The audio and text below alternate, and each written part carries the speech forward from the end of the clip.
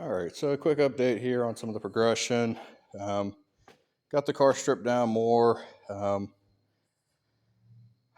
initially ended up going ahead, washing the vehicle, and as you guys can end up seeing, there's a lot more stuff that's kind of embedded and hidden inside vehicles.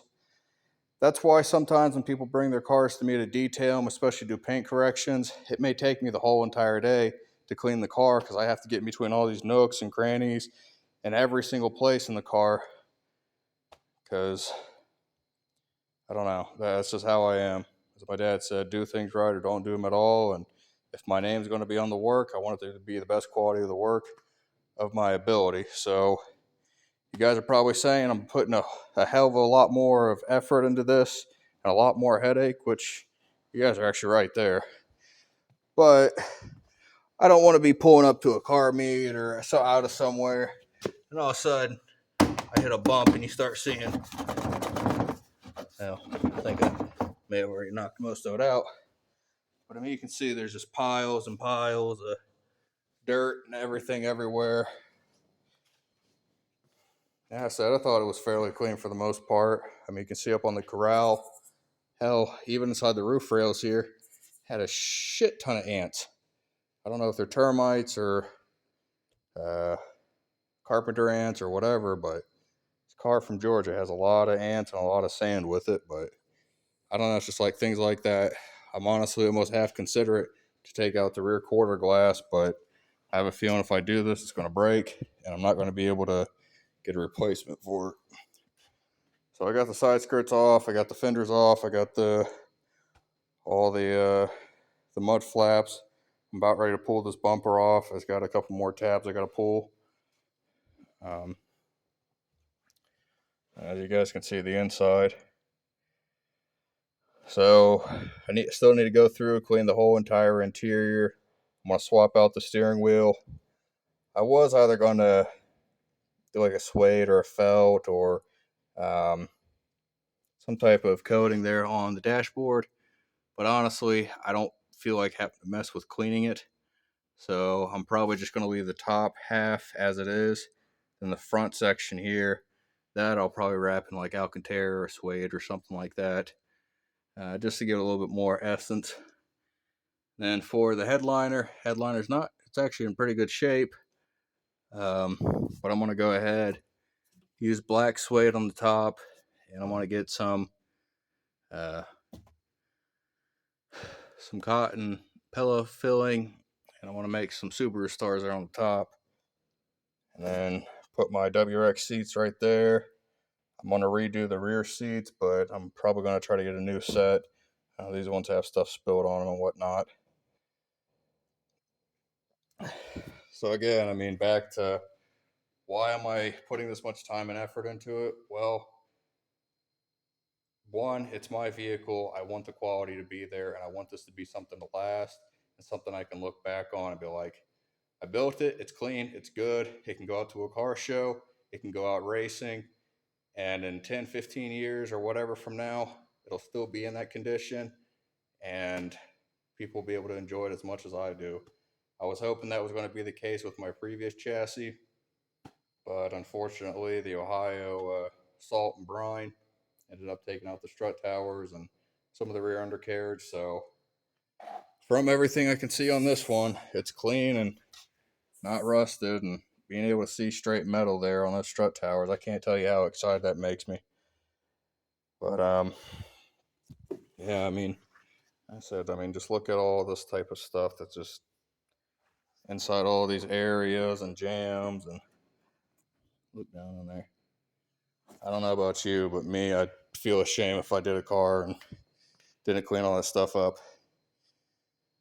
Now, I'm not derogatizing anybody or saying anything about any other industry. Obviously, if you're painting a car and you're in a body shop and you're just trying to get a fender or a panel or something fixed up, you don't do all this.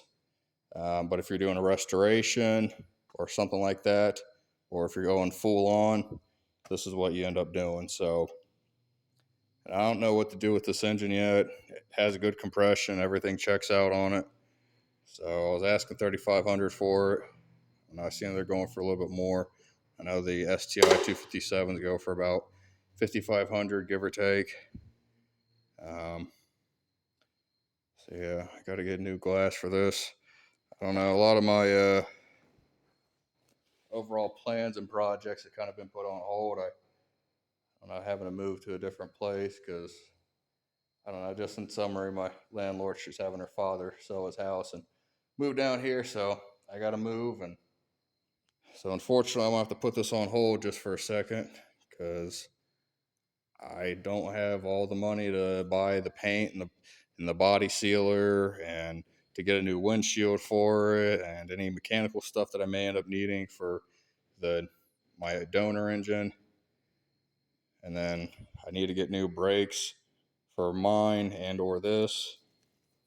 I need to get a new subframe for the rear to bolt in there because the one that I have, the links and everything is all seized in there.